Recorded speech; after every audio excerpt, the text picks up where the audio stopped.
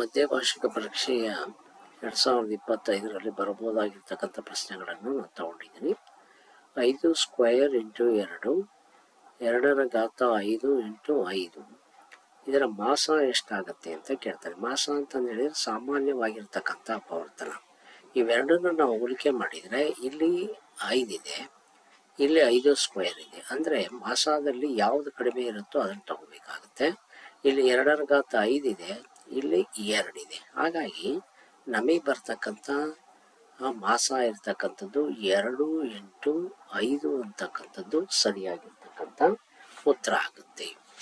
ಹಾಗೆಯೇ ಮೊದಲ n ಸ್ವಾಭಾವಿಕ ಸಂಖ್ಯೆಗಳ ಮೊತ್ತ, ಸ್ವಾಭಾವಿಕ ಸಂಖ್ಯೆಗಳ ಮೊತ್ತ n ಇಂಟು n+1/2 ಅಂತಕ್ಕಂಥದ್ದು ಸರಿಯಾಗಿರ್ತಕ್ಕಂಥ ಉತ್ತರ ಆಗುತ್ತೆ. Next a1x plus b1y plus c1 is equal to 0, a2x plus b2y2 plus c2 is equal to ರೇಖಾತ್ಮಕ ಸರಣಿ ಯಾವ ಸಂದರ್ಭ ಉಂಟು ಆಗುವುದಿಲ್ಲ ಅಂತ ಕೇಳಿದ್ದಾನೆ.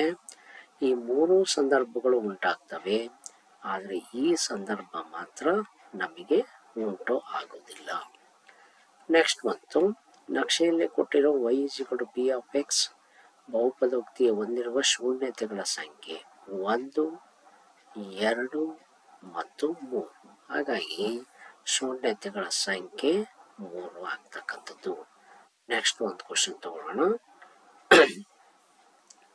ಇಲ್ಲಿ x into x plus 2 is equal to 6 ಅಂದರೆ x into x plus 2 is equal to 6 ಅಂದರೆ x square plus 2x minus 6 is equal to 0 ವರ್ಗ ಸಮೀಕರಣ ಆಗಿರ್ತಕ್ಕಂಥದ್ದು. ಹಾಗಾಗಿ ವರ್ಗ ಸಮೀಕರಣ ಸರಿಯಾಗಿರ್ತಕ್ಕಂಥ ಉತ್ತರ ಆಗುತ್ತೆ.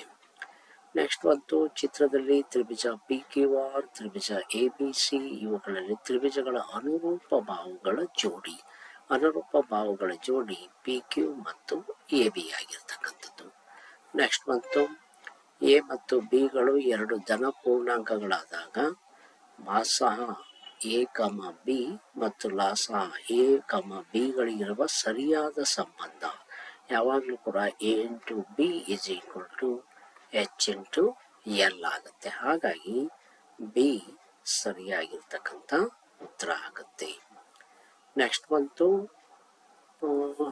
a1x plus b1y plus c1 is equal to 0, a2x plus b2y plus c2 is equal to 0, a1 by a2 not equal to b1 by b2 ಆದಾಗ ಬರ್ತಕ್ಕಂಥ ಪರಿಹಾರಗಳ ಸಂಖ್ಯೆ, ಪರಿಹಾರ ಒಂದೇ ಮಾತ್ರ ಬರ್ತಕ್ಕಂಥದ್ದು. ನೆಕ್ಸ್ಟ್ ಬಂತು, ಒಂದು ಸಮಾಂತರ ಶ್ರೇಣಿಯ n-ನೇ ಪದವು 3n-1 ಆದಾಗ 8ನೇ ಪದ ಅಂತ ಕೇಳಿದ್ದಾರೆ. 8ನೇ ಪದ ಅಂದಾಗ an is equal to 3 into 8 minus 1, 24 minus 1 is equal to 23. ಅಲ್ಲಿಗೆ ಸರಿಯಾಗಿರ್ತಕ್ಕಂಥ ಉತ್ತರ 23 ಆಗ್ತಕ್ಕಂಥದ್ದು. ನೆಕ್ಸ್ಟ್ ಒಂದು ಕ್ವಶನ್ ತಗೋಣ. ಇದರಲ್ಲಿ p of x is equal to x³ minus 1 ಬಹುಪದೋಕ್ತಿಯ ಗರಿಷ್ಠ ಶೂನ್ಯತೆಗಳು. ಅಲ್ಲಿ ರೇಖಾತ್ಮಕದಾದರೆ 1 ಇರುತ್ತೆ, ಎಕ್ಸ್ ಸ್ಕ್ವಯರ್ದಾದರೆ 2 ಪರಿಹಾರಗಳು, x³ 3 ಅಂದರೆ ಘಾತ ಸೂಚಿ 3 ಇದ್ದಾಗ ನಮಗೆ ಪರಿಹಾರಗಳ ಸಂಖ್ಯೆ 3 ಆಗುತ್ತೆ. ನೆಕ್ಸ್ಟ್ ಬಂತು, a1ನೇ 90ರ ಅವಿಭಾಜ್ಯ ಅಪವರ್ತನಗಳ ಗುಣಲಬ್ಧ ಅಂತ ಕೇಳಿದರೆ. 90ರ ಅವಿಭಾಜ್ಯ ಗುಣಲಬ್ಧ ಅಂದರೆ ಅಲ್ಲಿ ನಾವು ತಗೊಳ್ತಕ್ಕಂಥದ್ದನ್ನು 2, 2 4, 2 5, 3 1, 3 5, 3 5, 5 1, ಅಲ್ಲಿಗೆ 2 ಇಂಟು 3 ಇಂಟು 3 ಇಂಟು 5 ಆಗುತ್ತೆ.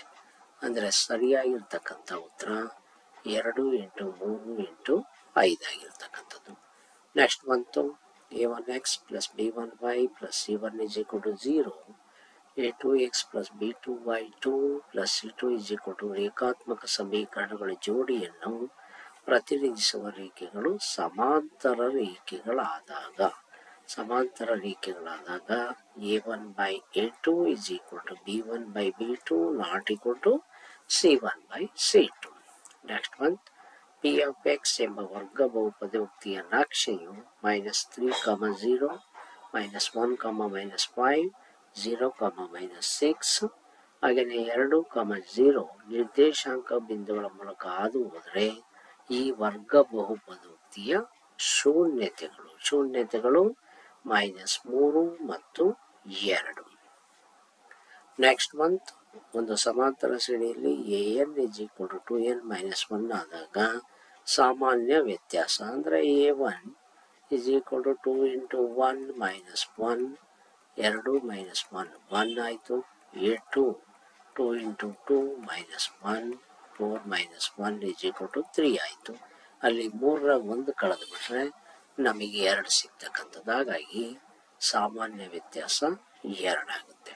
ನೆಕ್ಸ್ಟ್ ಮಂತ್ -4, 2, -2, 6 ಬಿಂದುಗಳನ್ನು ಸೇರಿಸುವ ರೇಖಾಖಂಡದ ಮಧ್ಯ ಬಿಂದುವಿನ ನಿರ್ದೇಶಾಂಕಗಳು x2 + x1/2 y2 + y1/2 ಅಲ್ಲಿಗೆ -4 - 2/2 6 + 2/2 ಅಲ್ಲಿಗೆ -6/2 8/2 2 3 2 4 ಅಲ್ಲಿಗೆ -3 ಮತ್ತು 4 ಸರಿಯಾಗಿರ್ತಕ್ಕಂಥ ಉತ್ತರ -3 ಮತ್ತು 4 ಆಗಿರ್ತಕ್ಕಂಥದ್ದು.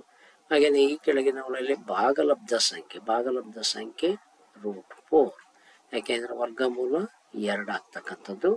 ಅಲ್ಲಿಗೆ ವರ್ಗಮೂಲದಿಂದ ಇವ್ಯಾವು ಕೂಡ ನಮಗೆ ವರ್ಗಮೂಲಗಳು ಸಿಗಲ್ಲ, 4ಕ್ಕೆ ಮಾತ್ರ ಸಿಗುತ್ತೆ.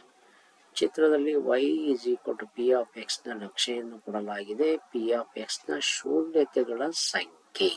ಶೂನ್ಯತೆಗಳ ಸಂಖ್ಯೆಯಲ್ಲಿ ಎಕ್ಸ್ಗೆ ನಮಗೆ ಛೇದಿಸೇ ಇಲ್ಲ, ಹಾಗಾಗಿ 0 ಶೂನ್ಯತೆಗಳು ಸಿಗ್ತಕ್ಕಂಥದ್ದು.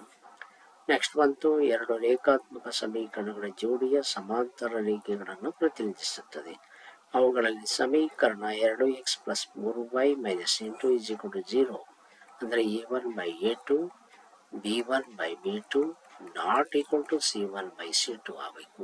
ಹಾಗಾಗಿ ಇದರಲ್ಲಿ ಬರ್ತಕ್ಕಂಥದ್ದು 4x + 6 - 9 = 0.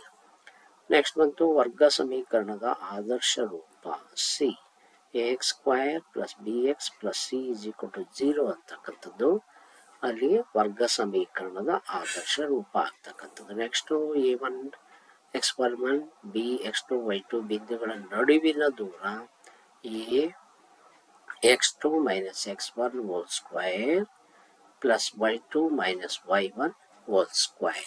ನೆಕ್ಸ್ಟ್ ಸಮಾಂತರ ಶ್ರೇಣಿಯ n ಪದನೆ ಕಂಡುಹಿಡಿತಕ್ಕಂಥ ಸೂತ್ರ an = a + n - 1 × d. ಇದು ನಮಗೆ ಮಧ್ಯವಾರ್ಷಿಕ ಪರೀಕ್ಷೆಯಲ್ಲಿ ಬರಬಹುದಾಗಿರ್ತಕ್ಕಂಥ ಕೆಲವು ಬಹು ಆಯ್ಕೆಯ ಪ್ರಶ್ನೆಗಳನ್ನು ನಾವು ತಗೊಂಡಿದ್ದೀವಿ. ನೆಕ್ಸ್ಟ್ ವಿಡಿಯೋದಲ್ಲಿ ಉಳಿದಿರ್ತಕ್ಕಂಥ ಲೆಕ್ಕಗಳನ್ನು ತಗೊಳ್ಳೋಣ. ಏನಾದರೂ ಡೌಟ್ಸ್ ಇದ್ದರೆ ಕಮೆಂಟ್ ಮಾಡಿ ಅಂತ ಹೇಳ್ತಾ ಮತ್ತೊಮ್ಮೆ ನಿಮ್ಮೆಲ್ಲರಿಗೂ ಕೂಡ ಧನ್ಯವಾದಗಳು.